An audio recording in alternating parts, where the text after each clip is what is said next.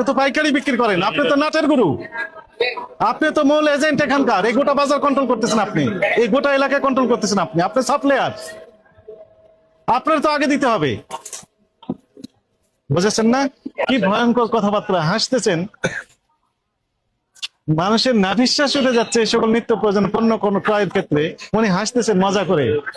Rate সবাই জানে, দিতে হবে রেট, এটি আইন।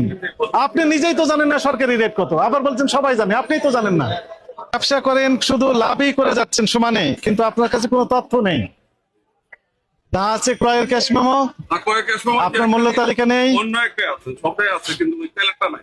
তেল তো সমস্যা, তেলই তো সমস্যা। তেলটাই তো আমি যে ডিউ আনি, ডিওই দেখান আমাকে, ডিউটা তো ওই কিন্তু আমার কাছে নাই। ফটোকপি দেখান। ওটা রাখি না, ওটা আমরা রাখি না। ওটা রাখেন না, জানি আর রাখবেন না তো, কারণ কিনেন যে রেটে, এটা যদি জানাজানি হয় তাহলে এত লাভ করতে পারবেন না। এই জন্যই মূলত আপনি ওটা রাখেননি, যেহেতু আপনি কোনো তথ্য দিচ্ছেন না। আপনার এটি স্পষ্ট অপরাধ, এটি অপরাধ হয়েছে। আপনাকে সতর্কতামূলক ভাবে 50,000 টাকা জরিমানা আরোপ করা হলো। কথা বললে আমরা এটি বাড়িয়ে দিব।